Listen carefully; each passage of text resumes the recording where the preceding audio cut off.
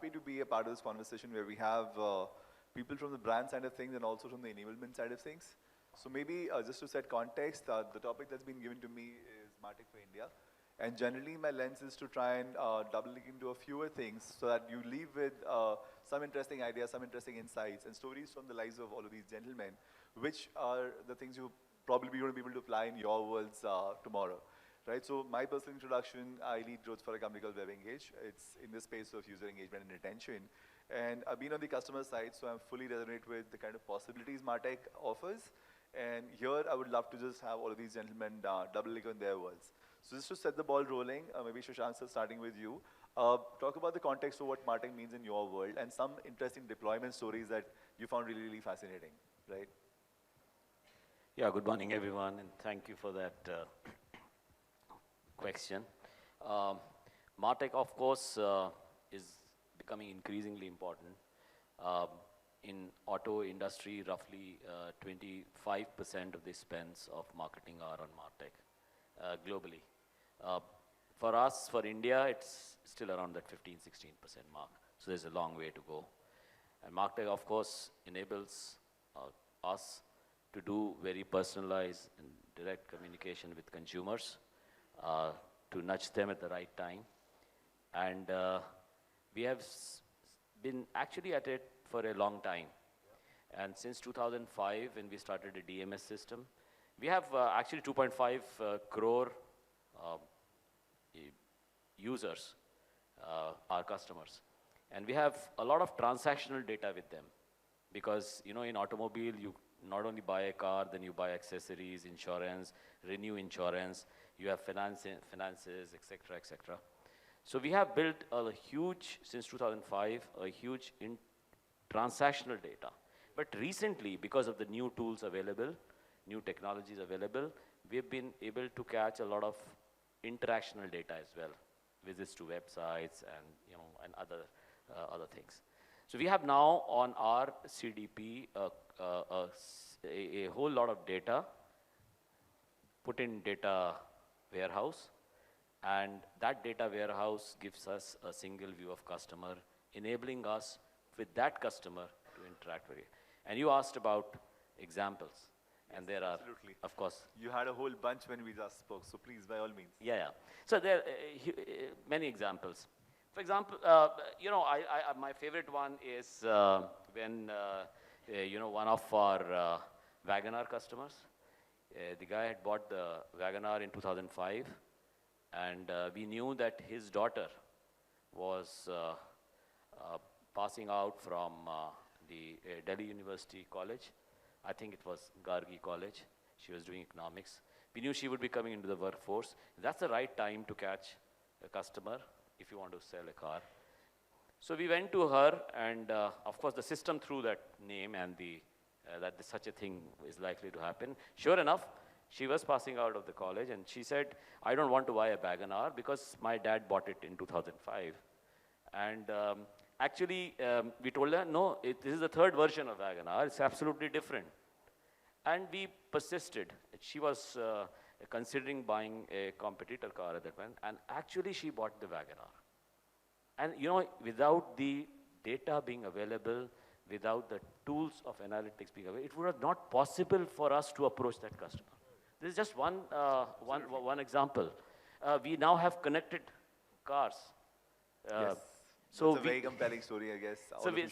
So we know consumers' behavior in detail. It's useful because it helps us sometimes in doing predictive maintenance. Like how many times you apply the brakes will determine how fast you need to change their brake pads. It's normally 20,000 kilometers. But some people use brakes too often. There you can approach them, and maybe at 10,000 kilometers they would like to change. It's good for them. Mukund does that. He's from Bangalore, and of course we know he has an XL6. Mukund, we found out. By conversation, though. So somehow we found out he has a XL6. He bought it just after the XL6 was launched. He uses it to go to office, which is just around 10 kilometers. It takes him 1 hour, as it happens in Bangalore. The average number of times the brake is being used in this period is 327.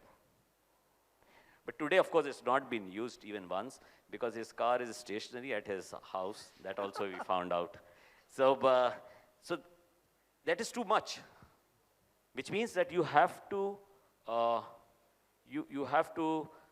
approach Mukund, our after-sales guys, that you are using the brakes too often. Actually, his driver does, not him.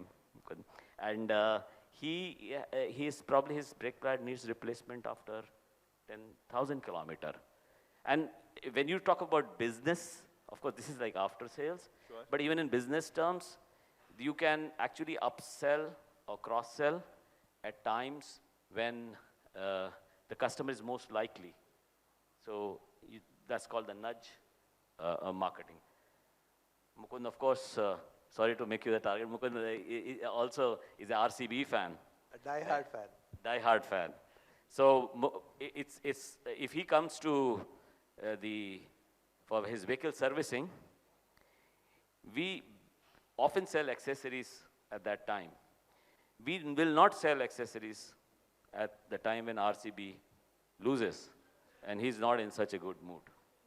Yeah. Like last time, when he came to... extremely simply, but imagine the power of doing this at scale with the number of showrooms Maruti has, the number of customers they deal with every year.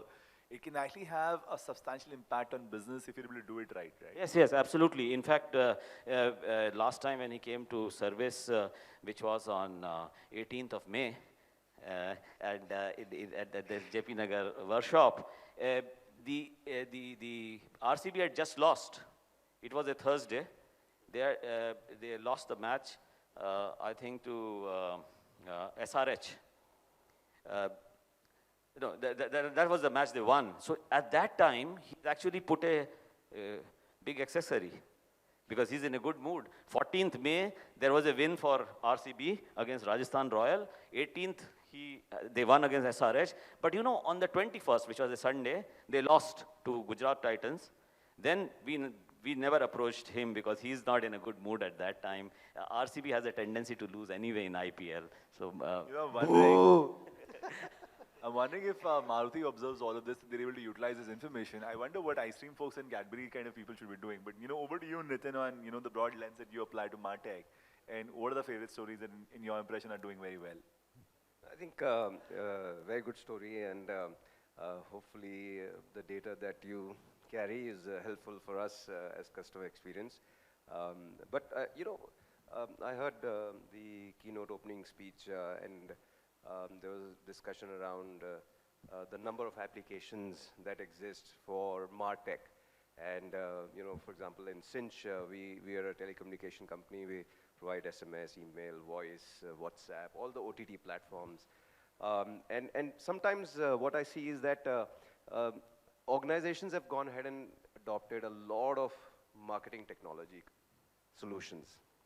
And, you know, if you look at the activation or the value creation out of those is almost 30% or 35%, right? But there's a huge cost that they're paying. And because we work with all the marketing automation solutions, because we have to go ahead and give them the communication channel, it becomes a big challenge for us because until unless you are clear of what your business strategy or what your goal is, it's very difficult for us to actually go ahead and reach out to the end customer. That's one area, right? The other thing is that all of us live in this whole now very digital, you know, automated technology shift world, and delighting customers is very difficult. You're so used to, you know, Google Maps and Ubers and all these high-end, very, very consumer-focused applications that your expectation from every brand is at that level, which makes it very challenging for organizations to actually go ahead and create that kind of always-on and instant gratification kind of expectation. You know, I heard this whole cross-category thing, sorry for butting in, but like you said, this a guy who's expecting a Swiggy delivery and he knows where the person is now also expecting that my car is getting painted Exactly. in the factory right now, he needs to know it real time. Yeah, and you know, I run this business, right? So for me, happy customers equal to revenue. And I think a lot of times what organizations really, and CMOs from that perspective need to do is, they need to look at what not to do, right? For example, you know, you will check box a loyalty program. Yes, we have a loyalty program, but that's not rewarding. What's the point, right? You will actually, and I've seen those loyalty programs. Frankly, I've had loyalty programs that I've never used in my life. Those are the kind of things, right? So don't do those things, right? Make it rewarding for your customers. The other part is that you actually, when you look at engaging with consumers, right? Or giving them support, your definition of support is a email form on the website, right? So doesn't make sense, right? Your customers need support, and you need to enable that conversation at the time they need the support, and that's what creates brand loyalty, right? The third aspect is you make it really difficult for people to buy your products. So it's going to be a long tail of things that you have to do, fill out this form and other things, right? Make it easy for consumers to buy products, right? Make it easy for your products to be discovered. And the last part is that you claim to love your customers, but actually you mistreat them. And how do you mistreat them? You know, I become your customer, and I'm now getting bombarded with messages and emails and prospecting things, coupons and everything, right? Doesn't make sense. Make it contextual, right? So we see a lot of this in a number of organizations because somebody's gone ahead and taken that one application or a campaign solution or something else and not put that through a governance, you know, model. And that's what the need is, right? So the marketing technology solutions out there, they're 13,000 plus, as I remember correctly. And you'll see a lot of these getting adopted in departments and everything. But now is the right time to actually go ahead and consolidate. And once, you know, I'll give you some more insights after the other speakers, that what is it that we have gone ahead and done and how we're, you know, changing our customer experience from that perspective. Absolutely. So I think the part that I fully resonate with is around the adoption of technology platforms and tools capabilities. If the organization is buying in multiple silos and there's no end game very clearly articulated as to what you want to achieve with all of this technology, you tend to continue operating in silos with limited offtake of the product offering, and ultimately results in a very, very poor ROI and poor end user experience as well. Mukund, you're sitting on a fairly large technology as well as a consumer stack for India, which is where it really as resonant with the topic as it gets. So over to you on your favorite MarTech story. Sure. Hey folks, I don't think Hotstar or Disney Hotstar needs an intro, but we have our own MarTech platform that we have at Hotstar. From a MarTech perspective, we look at it from two key areas, right? One is how do I bring in new users to the platform? And the second is how do I bring the users who are on the platform to come again and again and engage with the content? So these are the two broad areas that you can divide MarTech for Hotstar. The first part is more about putting content on other social medias or making ads outside of Hotstar platform and bringing that. That's not where I would focus more on in this chat here. The second one is the users. How do I bring the users? Hotstar already has a large user base, as you all know. How do I bring those users back at a timely fashion to engage with them and keep bringing them back is the key tech that we have built in Hotstar. It's a homegrown, but it's a hybrid platform. Because we have the users, the audience, as we call categorization, management is done inside. Campaign orchestration is also done in-house. But it's a hybrid because we do deal with third-party leading industry vendors to reach the last mile. That last mile is a very important part of it as well. So, like stories, there's always Hotstar as the most recent one that comes to mind is the World Cup, right? So in all of these things, the way we actually made Hotstar successful in World Cup was a multi-team, just like the cricket team, the India team did well. it required a collaborated effort across various teams to make that successful. For example, we have third-party vendors working with us. We have internal audience and all that stuff. How do you manage that is pretty key to us. When you go to the MarTech piece of the user management itself, there are a couple of things that are very important. How do you understand the user within the platform?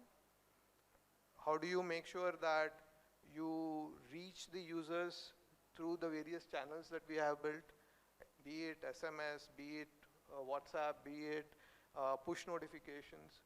So that's one part of the second part of the story.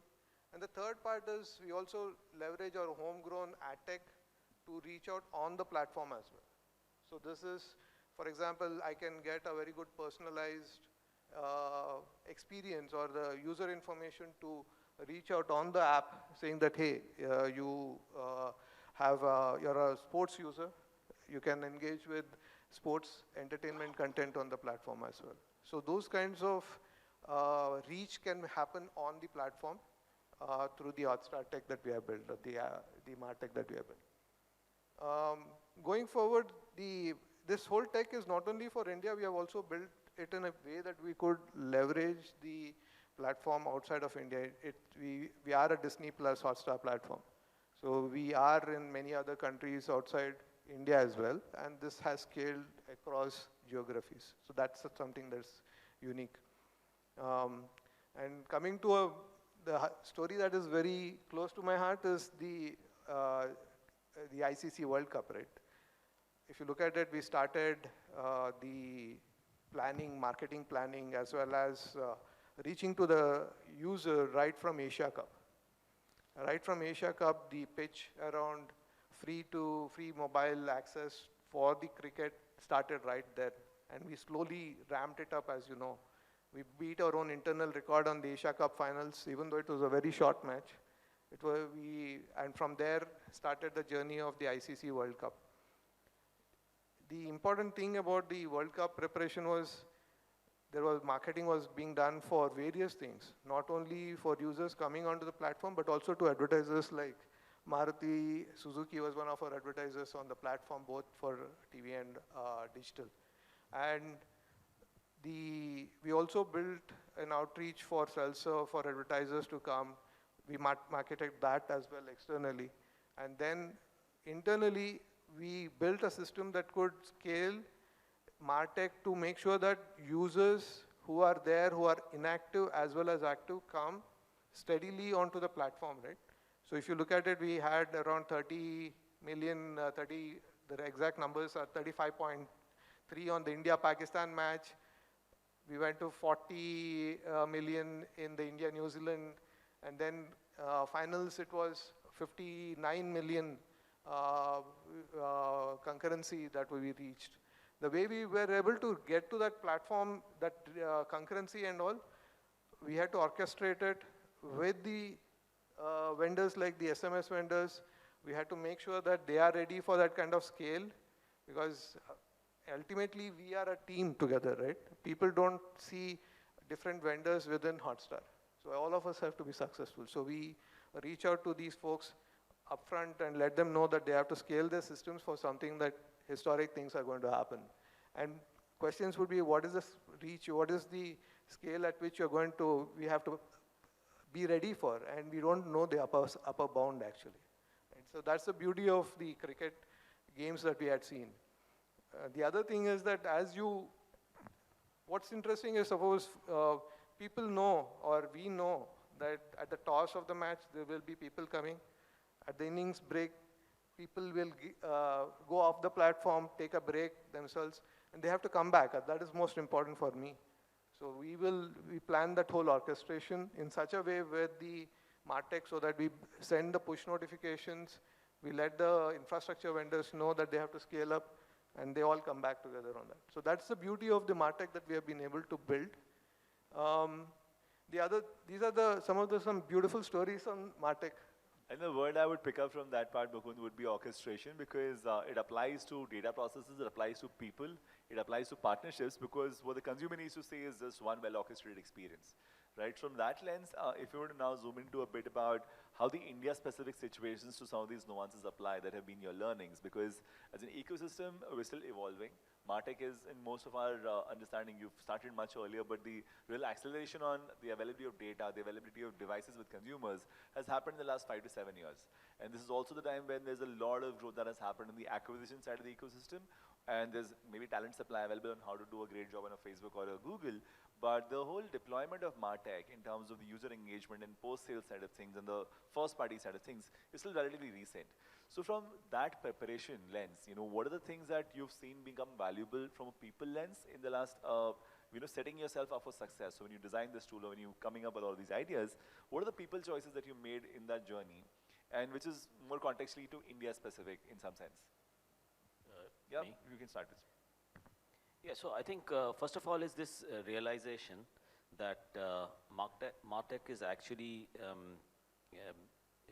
a very positive development where you can utilize it for your both marketing and sales as well. And that I believe in an organization is quite difficult. The realization, once you realize it, then probably it's easier to execute. Although there are challenges, as you just mentioned. So you have to have the right team, obviously. When you are managing data, you have to choose the right platform. You have to choose the right suppliers, the partners. You have to make sure that the data that you are handling, which is immense, has to be protected. So you have to make sure that your organization is built, the structure itself is built to take care of such nuances. And of course, it is a very positive thing because it also helps, marketing also helps in telling you how much of your marketing efforts is helping your sales effort. Sure. So often that's a question which people ask within the organization. And that is also another big challenge of how to make those systems to make sure that the investments in MarTech keep happening within the organization. I told you we are 15%, which is like 10% less than the global average. Obviously, when we start investing, we need to also tell the organization how the organization is benefiting from it. Sure. And it does help. For example, when we started this building of this CDP, with the objective of having the single view of customer, we made a huge investment, chose the right partners, I think. And Hopefully. It's giving us good results because how we can now tell, one of the big areas in sales where we use it is lead prioritization. Sure. Lead prioritization means that if many customers walk in, Maruti Suzuki gets about 15 lakh inquiries every month, and it gets a conversion factor of about 10%, so it's like 1.5 lakh sales. There are obviously some inquiries which are more stronger in the sense that they're more likely to convert. Earlier it was like salespeople making an assessment. So there are some salespeople who will make an assessment, this inquiry is hot, warm, cold, that's the old format, man. It's no longer there. You have to make those investments in those tools of lead management and lead prioritization. And today what we do is that when we prioritize according to some data that we have, we see that the conversion rate is about 4% higher. It's 14% for them rather than 10%. And the time for inquiry to booking is also lesser.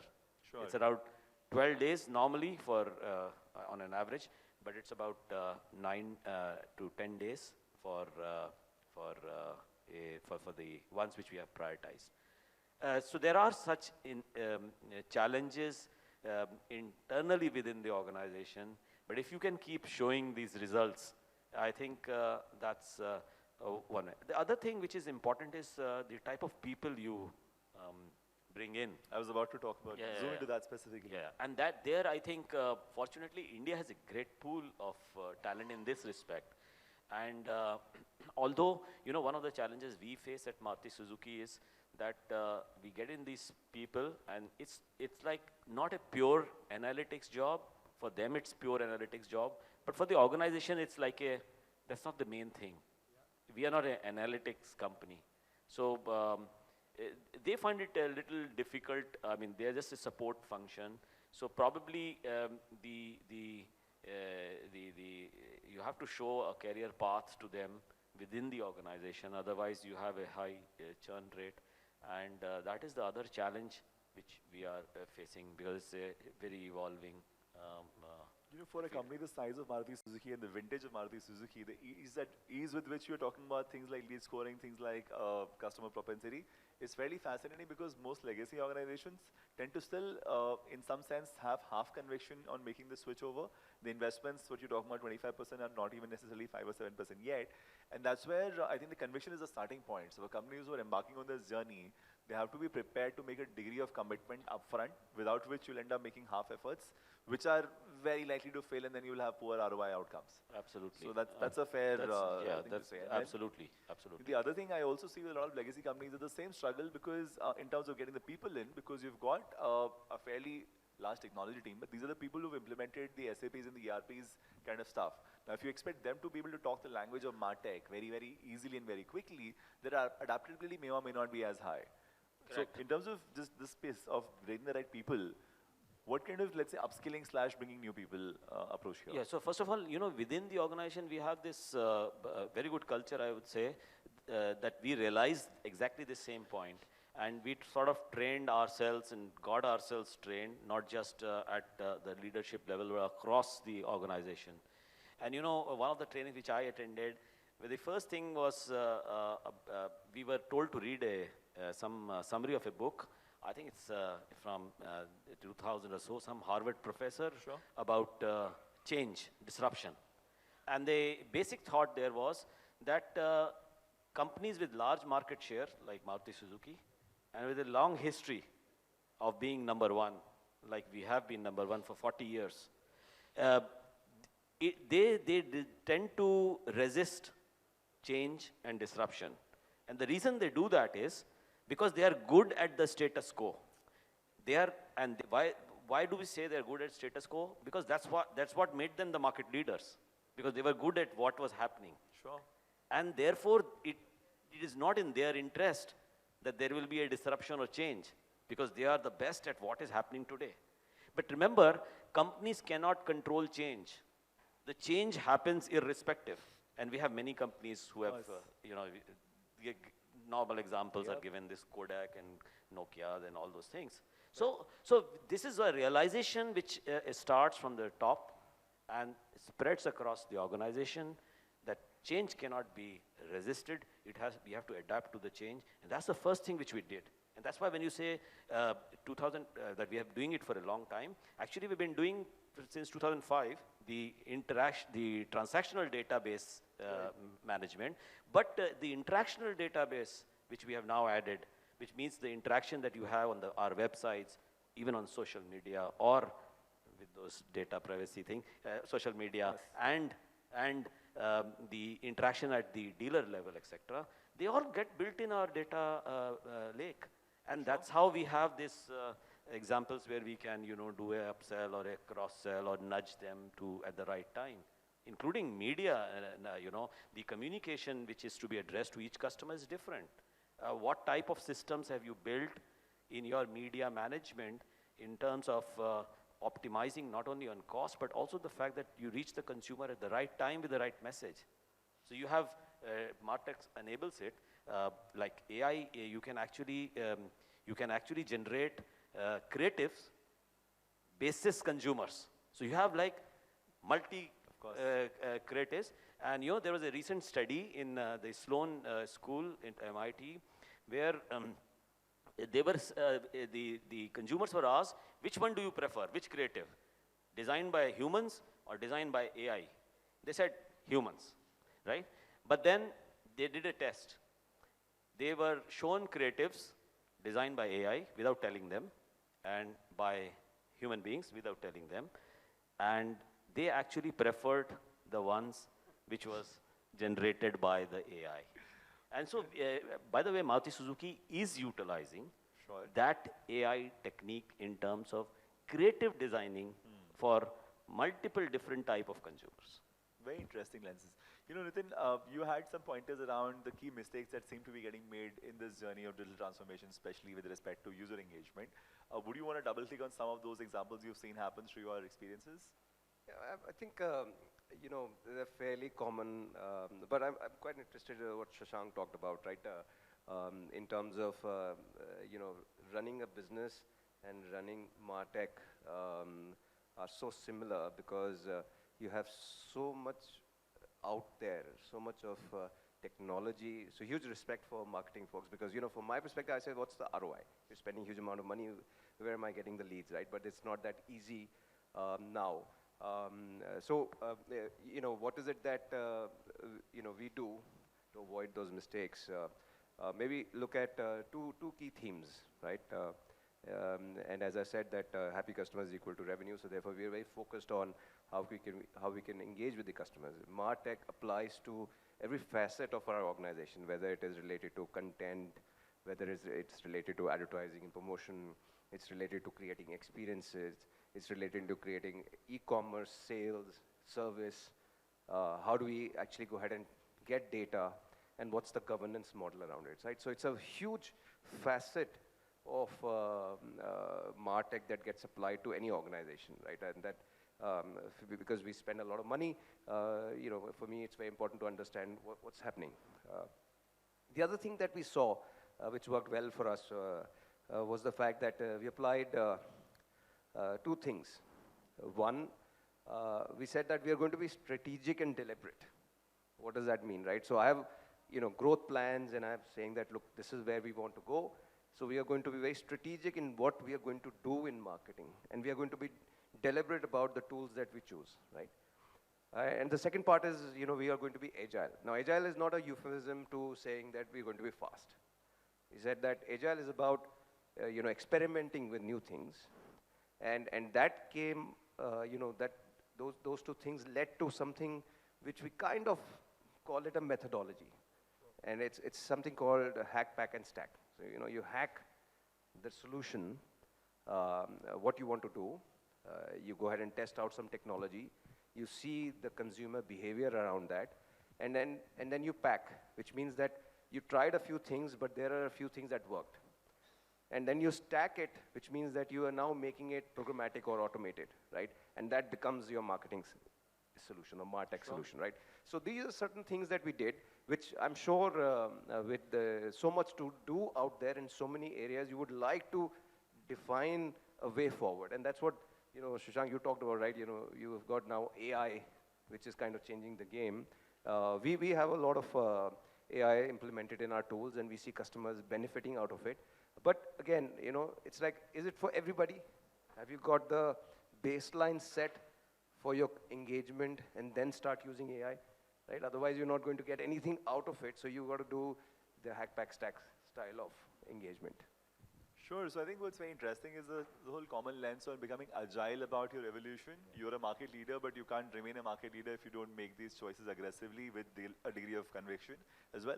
Because you're a digital native company, so you didn't have those evolutionary challenges around the people, the legacy, culture, and the organization. But you would have a fairly interesting lens on how India behaves online and what works for India. Is there a language lens to it? Is there a cultural nuance to it? What have you seen become effective in your world of trying to get people to watch more content? You know, you're also in a fairly competitive space, so to speak. You know, there's free YouTube, so how do you get people back? Yeah, just looking at a large base of the audience that we have, right? We can make good insights of what is the user's behavior. For example, we have a lot of users coming for what we know as before TV. So people want to watch content on digital whenever they want. How do I increase that very unique cohort of users? How do I look at language-based adoption? How do I bring the users based on a new language content has arrived? How do I bring those users who are not active on the platform? How do I bring those nuanced users back and engage with this content? What is the profile of the users? For example, some of the other cases as well, right? We talked about we do know there's a lot of users who are active in the last 30 days. So we don't want to create a storm of reach outs to them, they're anyways coming to our platform. So we have a negative campaign to say that, okay, don't push to these active users. So those kinds of a balance is very crucial, very personalized kind of a thing. We also have cohorts of users who are like Hindi-speaking markets, in the South markets. How do you balance the kind of reach out to these folks, right? Sometimes we want to experiment content to be reached out to the South more based on the content. Like suppose we dubbed some content and we can reach out to the South. And suppose there's a South content that we want to reach out to the North. So we have those unique opportunities that we explore and use the MarTech to get these folks to come and engage. And we measure those campaigns, how they're doing, how is it working out, and we fine tune those things. And also the kind of device they're using. Can they watch these contents in HD? Can they watch this in things? That level of personalization is pretty crucial for the MarTech to be successful, for the campaigns to be successful actually. Absolutely, and which is kind of where I thought it might just get a little too complicated given the number of variables you're dealing with, the market segments you're dealing with. So would automation be the default lens to apply here, that you will have 20,000 things but they're all running on their own without a human intervention on a daily basis? And you kind of do a periodic review to see how you can improve these performance. Absolutely. Yeah, so in Hotstar, ML and automation are synonymous. Sure. It's without that we will not be able to be effective at all, right? Sure. So in fact we don't. The next stage of it is how do you predict what the user wants to do based on ML, right? Right. I wouldn't say it's yet AI, but it's still ML in the sense that you can predict what it is based on the content that is there on the platform or the user behavior. Suppose I am able to predict that this user is going to travel from his house for 1 hour, and I can engage with them for a 2 30-minute episode. Beautiful. Absolutely. You know, so the only lens I was trying to derive at was, given the scale and the nature of the business, there is no way you can do this without a level of automation. The user experience needs to be highly personalized. So when you're talking about my Mukund's number of car brake pad instance, obviously that information is a literally one-to-one information. So this is still factual one-to-one, and then there's preferences one-to-one information as well.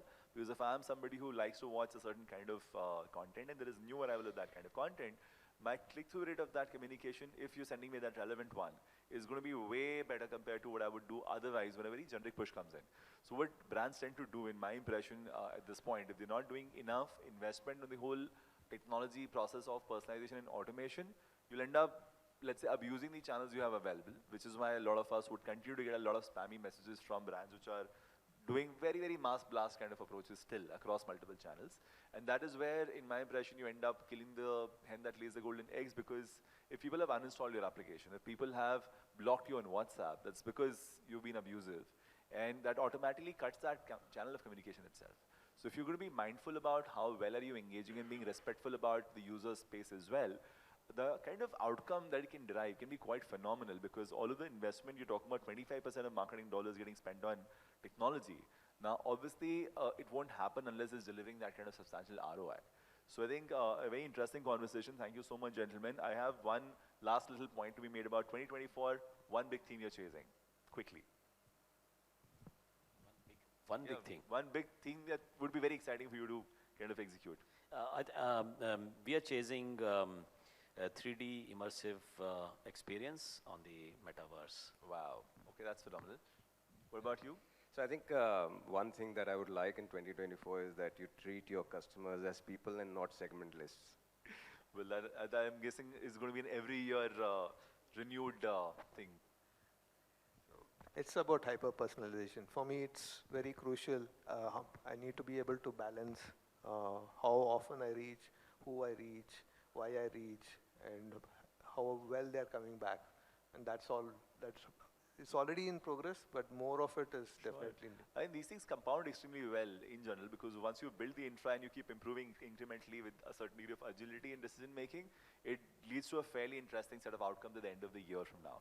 Great. So I think from my lens, the 2024 is for us big on education, making sure that people think backwards from the end outcome as to what they want to achieve with MarTech, and then start choosing tools, because in a lot of situations, people are doing feature comparison checklists for 6 months and then deciding something and eventually using 20% of what they actually bought. So that's a very ironic kind of situation. So I'm hoping the world behaves a little differently in 2024, and we'll try to make that happen. Thank you so much, everyone.